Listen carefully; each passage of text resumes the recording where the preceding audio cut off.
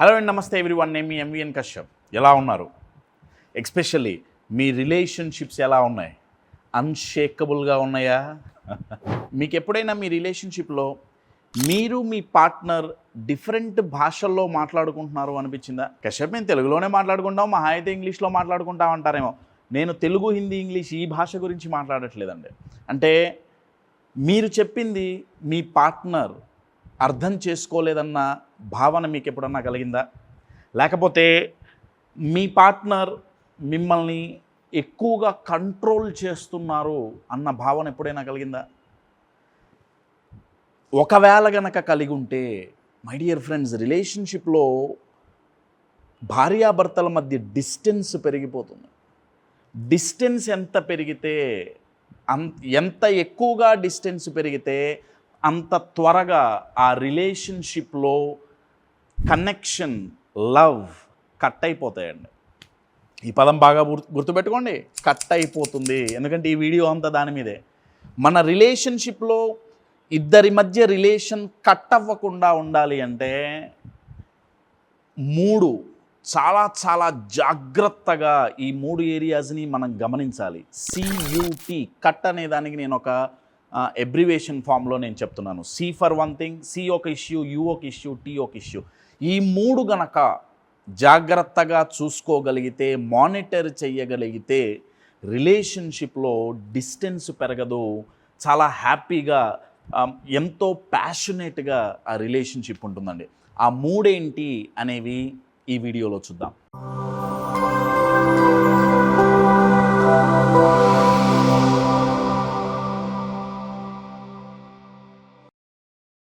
కంటెంట్లోకి వెళ్ళేటప్పుడు upcoming programmes, ఏప్రిల్లో 2 days programme, 26th and 27th ఉంది సక్సెస్ సైకాలజీ. ఇది ఆన్లైన్లోనూ మరియు ఆఫ్లైన్లోనూ ఉంటుంది.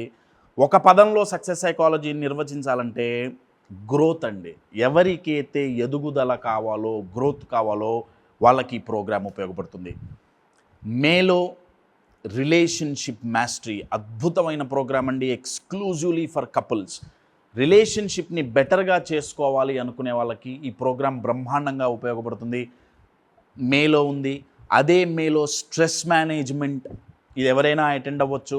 ఎవరైతే ఎక్కువగా స్ట్రెస్కు గురవుతున్నారో ఆ స్ట్రెస్ని మేనేజ్ చేసి, స్ట్రెస్ లేకుండా లైఫ్ ఎలా ఉంటుంది, స్ట్రెస్ లేకుండా బిజినెస్ ఎలా రన్ చేయొచ్చు, దీని గురించి మాట్లాడే ప్రోగ్రామ్ స్ట్రెస్ మేనేజ్మెంట్ మేలో ఉంటుంది. For more details contact the number on the screen. So cut ఏంటి? CUT. C stands for communication అండి. రిలేషన్షిప్లో ఈ కమ్యూనికేషన్ అనేది కనుక ప్రాపర్గా లేకపోతే అంటే మిస్కమ్యూనికేషన్ ఎక్కువైతే వాళ్ళ పార్ట్నర్స్ మధ్య కనెక్షన్ కట్ అవుతుంది. నేను మీకు ఒక ఎగ్జాంపుల్ ఇస్తాను. కమ్యూనికేషన్ అంటే ఫస్ట్ మనకు తెలవాల్సింది ఏంటంటే, మెన్ కమ్యూనికేట్ చేసే విధానం వేరు, ఉమెన్ కమ్యూనికేట్ చేసే విధానం వేరండి. మీకు నేను 2 తరపుల నుంచి మిస్కమ్యూనికేషన్ ఎలా అవుతుంది ఒక సింపుల్ ఎగ్జాంపుల్లో మీకు చెప్తాను. అది ఎంత ఇంపాక్ట్ పడుతుందో చూడండి. ఇప్పుడు భార్య భర్తతో చెప్తుంది. ఏం చెప్తుందంటే, పిల్లలతో చాలా చికాకుగా ఉంది, హ్యాండిల్ చేయలేకపోతున్నా, పిల్లలు చాలా గొడవ చేస్తున్నాడు, ఇగో వీడు మాటినట్లేదు, ఇగో ఇది మాటినట్లేదు, ఇది ఇలా అవుతుంది, ఒక పక్క పిల్లలు, ఒక పక్క ఆఫీసు, ఒక పక్క ఇల్లు, ఇన్ని జరుగుతున్నాయి, నా వల్ల కావట్లేదు, ఏం చేయాలో అర్థం కావట్లా అని ఒక 10-15 నిమిషాలు తన ఫీలింగ్స్ని కమ్యూనికేట్ చేసింది భార్య భర్తతో, ఎక్స్ప్రెస్ చేసింది. నా భర్త ఎలా రెస్పాండ్ అయ్యాడో చూడండి. భర్త ఏం చేస్తాడంటే, ఇలా ఫోన్ చూసి సర్లే ఏదో చేద్దాం అంతే. భార్యకు మండుతుందా మండదా? టెల్ మీ ఫ్రాంక్లీ, అవునా కాదా అండి? ఇక్కడ భర్త మైండ్లో భార్య చెప్పిన ఆ సమస్య ఏదైతే ఉందో, అదేదైతే ఉందో, ఓకే దాన్ని అధిగమించాలి, సాల్వ్ చేయాలి అంటే ఏం చేయాలి, అది ఆలోచిస్తూ ఉండొచ్చండి. నేను కాదనట్లా, మైండ్లో అది ఉండొచ్చు ఆయనకి. ఆయన ఫోన్ చూస్తున్నా కానీ అది ఉండొచ్చు మైండ్లో, కానీ ఆయన అది ఎక్స్ప్రెస్ చేయలేదండి. ఆయన ఎక్స్ప్రెస్ చేసిందేంటి? చూద్దాంలే, ఓకే. అర్థమవుతుందా? మిస్కమ్యూనికేషన్. ఇప్పుడు భార్యకి ఎంత కోపం వస్తుందండి. అరే నేను ఇంత మొత్తుకుంటుంటే వీడు అసలు పట్టించుకోడేంటి. కమ్యూనికేషన్ కరెక్ట్గా లేకపోతే కనెక్షన్ కట్ అవుతుంది. పోనీ భర్త తరపు నుంచి, ఇప్పుడు ఇది భార్య తరపు నుంచి కదా, భర్త తరపు నుంచి నేను ఇంకొక మిస్కమ్యూనికేషన్, నేను ఇంకొక ఎగ్జాంపుల్ ఇస్తాను. భార్య భర్తకు ఒక 10 పనులు చెప్పింది అనుకోండి, ఒక 10 పనులు చెప్పింది. దాంట్లో భర్త 9 చేశాడు, 1 చేయలే. నా యూజువల్గా ఫెమినైన్ ఎనర్జీ అంటే ఉమెన్ మైండ్ సెట్ యూజువల్గా కంటిన్యూస్ ఇంప్రూవ్మెంట్స్ మీద బేస్ అయి ఉంటుంది. సో ఆ చేసిన 9 మైండ్ కౌంట్ చేయదండి. చెయ్యంది ఏదైతే ఉందో దాని మీదే ఫోకస్ చేస్తారు. అసలు బేసిక్ ఎగ్జాంపుల్ దీనికి ఈజీగా అర్థమయ్యేటట్టు చెప్తున్నా. భర్త వెళ్ళి కూరగాయలు కొనుక్కొచ్చాడు అనుకోండి, 10 కూరగాయలు పట్టుకొచ్చాడు, దాంట్లో 9 బాగున్నాయి, 1 బాల. ఇప్పుడు భార్య ఫోకస్ ఆ బాలైన దాని మీదే ఉంటుంది. ఈ వంకాయలు పుచ్చు వంకాయలు తెచ్చారేంటండి, నా భర్త మైండ్లో ఏం నడుస్తుంది, అరే 9 బాగానే ఉన్నాయి, మిగతావన్నీ మంచిగా తెచ్చాగా, ఇది ఒక్కటే పట్టుకుంటుంది ఎందుకు ఎప్పుడు ఇది. అయితే ఇక్కడ మీరు గమనించాల్సింది ఏంటంటే, భార్య అయినా సరే భర్త అయినా సరే ఎక్స్ప్రెస్ ఎలా చేసినా ఇంటెన్షన్ ఈజ్ డిఫరెంట్ అండి. ఇంటెన్షన్ పాజిటివే, నెగిటివ్ కాదు. కానీ ఎక్స్ప్రెస్ చేసే విధానం లేకపోతే ఎక్స్ప్రెస్ చెయ్యకపోవటం, దీని ద్వారా ఏమవుతుందంటే నేను చెప్పాలనుకున్నది నా పార్ట్నర్ అర్థం చేసుకోవట్లేదే అన్న భావన కలుగుతుందండి. సో కమ్యూనికేషన్, నేను ఓన్లీ ఒక ఎగ్జాంపుల్ ఇచ్చానండి, దీంట్లో కొన్ని రకాలు ఉన్నాయి. ఎందుకు మ్యాస్క్యులైన్ ఎనర్జీ మెన్ డిఫరెంట్గా కమ్యూనికేట్ చేస్తారు, ఉమెన్ చాలా డిఫరెంట్గా కమ్యూనికేట్ చేస్తారు, అర్థం చేసుకునే విధానం కూడా men different, women different, express చేసే విధానం కూడా మెన్ డిఫరెంట్, ఉమెన్ డిఫరెంట్ అండి. సో ఇది గనక తెలియకపోతే రిలేషన్షిప్లో కనెక్షన్ కట్ అవుతుంది. సో ఫస్ట్ పాయింట్ ఏంటి, కమ్యూనికేషన్ ప్రాపర్గా ఉండాలి. సెకండ్, యు అంటే ఏంటంటే అన్మెట్ నీడ్స్. అన్మెట్ నీడ్స్ అంటే అర్థం ఏంటంటే, రిలేషన్షిప్లో భార్యాభర్తల మధ్య మేజర్గా 2 రకాల నీడ్స్ ఉంటాయండి. ఒకటి ఫిజికల్ నీడ్స్, ఇంకొకటి ఇమోషనల్ నీడ్స్ అండి. ఇప్పుడు ఫిజికల్ నీడ్స్ అంటే అది ఒక హగ్ కావచ్చు, ఒక కిస్ కావచ్చు, లేకపోతే ఒక ఇంటిమేట్ టైం కావచ్చు, అదేదైనా physical need. And emotional needs అని మళ్ళీ వేరే ఉంటాయి.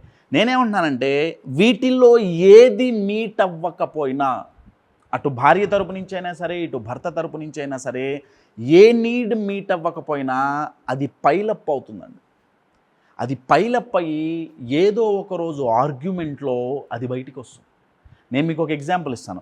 ఇప్పుడు మీ ఇంట్లో ఒక రూమ్ని మీరు పట్టించుకోలేదనుకోండి, ఒక రూమ్ని మీరు క్లీన్ చేయట్లా, అసలు అంతగా పట్టించుకోవట్లా, ఆ రూమ్లో చెత్తా చెదారం పెరిగిపోతుందా పెరిగిపోదా, బూజు పడుతుందా పట్టదా, నా ఆ రూమ్ పాడవుతుంది, పాడైంది ఆ చెత్తా చెదారం అక్కడే ఉంటుంది అనుకుంటున్నారా, ఆ వాసనంతా పక్క రూముకు పాకుతుంది. Yes or no? ఇమోషనల్గా కానీ ఫిజికల్గా కానీ నీడ్స్ గనక మీట్ అవ్వకపోతే అది ఆ రిలేషన్షిప్లో పార్ట్నర్స్ మధ్య కనెక్షన్ని కట్ చేస్తుంది. సో అది చాలా చాలా ఇంపార్టెంట్ అండి. ఫిజికల్ చాలా ఈజీ, అంటే మీట్ అవుతున్నామా లేదా అని తెలుసుకోవటం చాలా ఈజీ. కానీ ఇమోషనల్ చాలా చాలా కష్టం అండి. దానికి ఎక్స్పర్ట్స్ అవసరం చాలా చాలా ఉంది. ఎందుకంటే మనకి ఇక్కడ ఉన్న అతిపెద్ద సమస్య ఏంటంటే రిలేషన్షిప్కి ఒక సైన్స్ ఉంది. రిలేషన్షిప్ బ్యూటిఫుల్గా, వండర్ఫుల్గా, పీస్ఫుల్గా, లేకపోతే ప్యాషనేట్గా, ఇంటిమేట్గా, ఎనర్జెటిక్గా ఉండాలి అంటే సైన్స్ ఉంది. Men mind is different, women mind is different. ఆ సైన్స్ తెలిస్తే చాలా బాగా ఉంచుకోవచ్చండి. కానీ అది చాలామందికి తెలియదు. అందువల్ల రిలేషన్షిప్లో నేను ఇందాక చెప్పిన క్వాలిటీస్ అన్నీ మిస్ అవుతున్నాయండి. ఇన్ఫ్యాక్ట్ మేము రిలేషన్షిప్ మాస్టరీలో ఈ సైన్సే మేము నేర్పిస్తాం. థర్డ్ పాయింట్ CUTలో టీ ఫర్ ట్రస్ట్. ట్రస్ట్ ఉంటే ఇబ్బంది లేదు, ట్రస్ట్ ఇష్యూస్ ఉంటే ఇబ్బంది అండి. ట్రస్ట్ లేకపోవటం వల్ల ఇబ్బంది. నేను దీనికి కూడా ఒక క్లాసిక్ ఎగ్జాంపుల్ ఇస్తాను. నా దగ్గర నేను చూసిన వాటిల్లో నుంచి ఒక క్లాసిక్ ఎగ్జాంపుల్ మీకు ఇస్తున్నాను. అంటే ఈ ట్రస్ట్ ఇష్యూస్ ఎలా క్రియేట్ అవుతాయి అనేది నేను మీకు ఒక ఎగ్జాంపుల్ ఇస్తున్నాను.